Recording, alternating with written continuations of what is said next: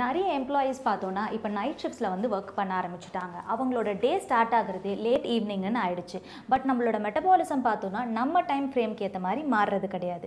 அப்படி இருக்கும் போது நம்ம மெட்டபாலிசமை இம்ப்ரூவ் பண்ணுறதுக்கு தேவையான ஃபுட்ஸை நம்ம கண்டிப்பாக எடுத்துக்கணும். நம்மளோட ஃபர்ஸ்ட் மீலே வந்து நம்ம டின்னர் லேட்டாக எடுத்துக்கிறோம். நெக்ஸ்ட் மீல் பார்த்தோன்னா பிரேக்ஃபாஸ்ட், நடுவில் பார்த்தோன்னா சாலிடாக ஒரு 10 to 12 hours கேப் நம்மளுக்கு வந்துடுது.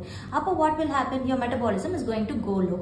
This shouldn't happen. அதுக்கு நீங்கள் என்ன பண்ணணும்னா இன் பிட்வீனில் ஹெல்த்தி ஸ்நாக்ஸ் எடுத்துக்கலாம். நீங்கள் உங்கள் ஆஃபீஸ் ஸ்பேஸ்ல இருக்கிறீங்கன்னா அங்க நிறைய திங்ஸ் வந்து உங்களுக்கு கிடைக்காது. அன்ஹெல்தி சமோசா, சாண்ட்விச்சஸ் இந்த மாதிரி ஐட்டம் தான் கிடைக்குதுன்னா that is not an excuse. Because நீங்க வீட்ல இருந்தே ஒரு ஹேண்ட்ஃபுல் ஆஃப் ரோஸ்டட் சென்னா, இல்லாட்டி ரோஸ்டட் மக்கானா, இல்லாட்டி காக்ராஸ் மாதிரி நட்ஸ், இல்ல ட்ரை ஃப்ரூட்ஸ், இல்லாட்டி டைரக்ட் ஃப்ரூட்ஸ் இந்த மாதிரி எடுத்துட்டு போயிட்டு இன் பிட்வீன்ல யூ கேன் ஹேவ் ஒரு 2 hours to 3 hours கேப்ல எதுனா ஒன்று கொஞ்சம் ஒரு ஸ்மால் குவான்டிட்டிஸ்ல எடுத்துக்கும் பொழுது உங்களோட மெட்டபாலிசம் அப்பா இருக்கும்.